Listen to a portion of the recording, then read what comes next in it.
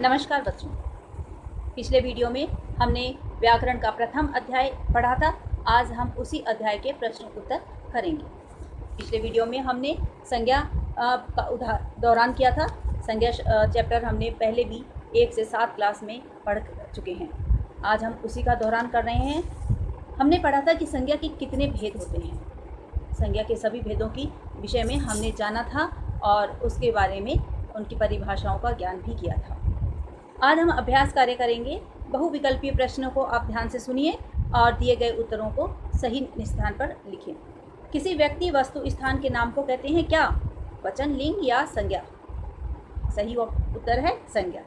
मीठा शब्द से बनने वाली भाववाचक संज्ञा है मिठास।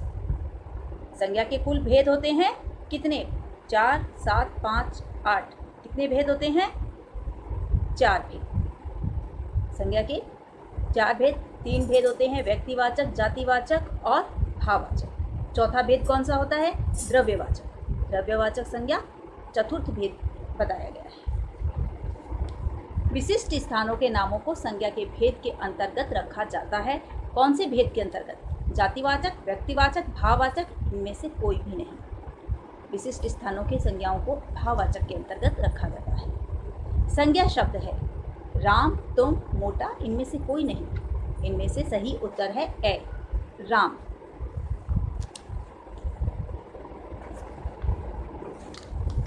पुस्तक में चौथे प्रश्न का उत्तर वह बताया गया है व्यक्तिवाचक, लेकिन कई बार विशिष्ट स्थानों के लिए भाववाचक भी प्रयोग में लिया जाता है। अतः आप पुस्तक का ही उत्तर वह भी लिख सकते हैं। इसके बाद में रिक्त स्थानों की पूर्ति है। ये आप पुस्तक में ही करें और प्रथम क्वेश्चन बहुविकल्पीय, ये भी आप पुस्तक में ही करें। लघुत्तरात्मक एवं निबंधात्मक। लघुत्तरात्मक यानी शॉर्ट आंसर और निबंधात्मक यानी लॉन्ग आंसर आप अपनी उत्तर पुस्तिका में करिए। प्रथम प्रश्न संज्ञा की उचित परिभाषा से लेकर के प्रश्न संख्या 7 तक आप अपनी उत्तर पुस्तिका में लिखिए। इन प्रश्नों के बाद में आज हम दूसरा पाठ लिंग पढ़ने जा रहे हैं। इन प्रश्नों के बाद आज हम दूसरा पाठ लिंग पढ़ने जा रहे हैं। लिंग इससे पहले आपने कई बार पढ़ा है। एक बार दोहरान, लिंग किसे कहते हैं? लिंग संज्ञा के 3 विकार होते हैं, लिंग, वचन और कारक। लिंग शब्द के जिस रूप से, लिंग किसे कहते हैं मैं उसकी परिभाषा बता रही हूँ। शब्द के जिस रूप से किसी व्यक्ति, वस्तु या प्राणी के स्त्री या पुरुष होने का बोध होता हो उसे लिंग कहते हैं।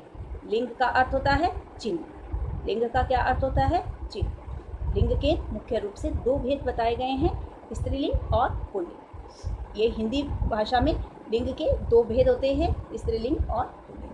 शब्द के जिस भेद से हमें स्त्री जाति का बोध हो उसे स्त्रीलिंग कहा जाता है और शब्द के जिस भेद से हमें पुरुष जाति का बोध हो, पता चले, उसे पुल्लिंग कहा जाता है।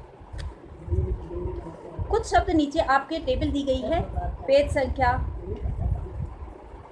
इसमें पेज संख्या नहीं है। पुल्लिंग से स्त्रीलिंग शब्द बनाने के नियम क्या है? इन नियमों को आप ध्यान से पढ़िए। आकारांत पुल्लिंग शब्दों को आकारांत कर देने से वे स्त्रीलिंग हो जाते हैं, जैसे छात्र, छात्रा। इसमें अकारांत क्या है? अब ये समझने की चीज़ है, अकारांत और आकारांत किसे कहते हैं? अकारांत जिसके अंत में ए उच्चारण हो रहा हो, जिस शब्द के अंत में ए का उच्चारण हो रहा हो, जैसे छात्र। जब हम इसका वर्ण विच्छेद करके देखते हैं तो अंत में हमें ए की ध्वनि प्राप्त होती है, अतः इसे अकारांत कहा जाता है। जब हम छात्रा बनाते हैं, स्त्रीलिंग रूप बनाते हैं, इसमें आ की ध्वनि आती है। जब इसको वर्ण विच्छेद करके देखा जाएगा तो आ की ध्वनि आएगी और इसीलिए इसे आकारांत शब्द कहा जाता है। आकारांत शब्द स्त्रीलिंग शब्द होते हैं।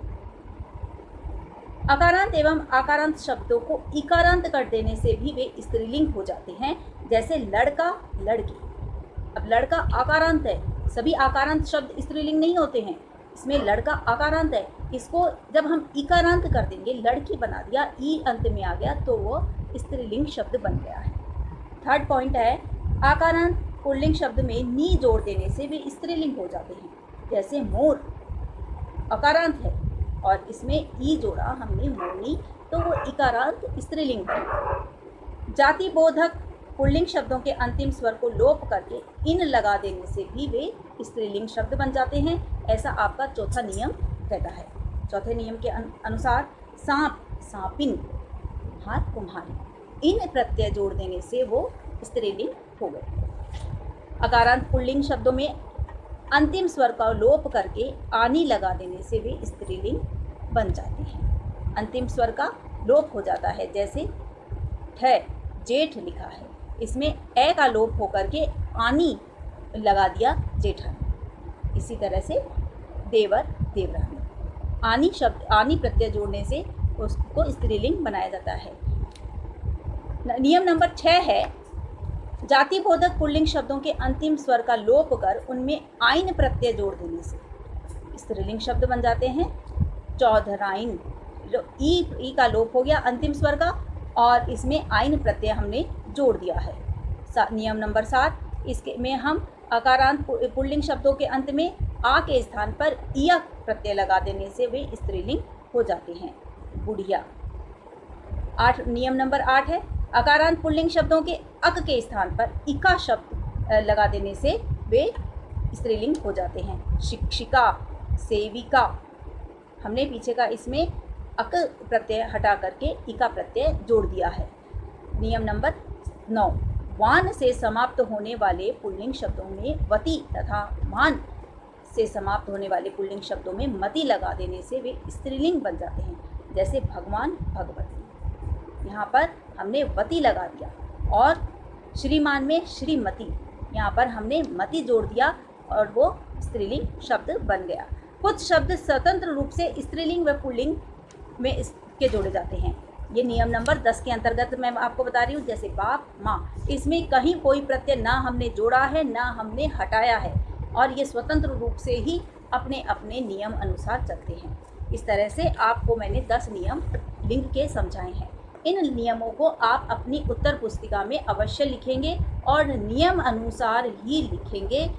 हर एक नियम के आप 3-3 उदाहरण देकर के लिखेंगे। इनको लिखने से आपको इन प्रत्ययों का अभ्यास होगा और दोहरान भी होगा। ये था हमारा लिंग का अध्याय। हम इसके प्रश्न उत्तर अगली वीडियो में करेंगे। जब तक आप अपने दिए गए कार्य को उत्तर पुस्तिका में करें। धन्यवाद।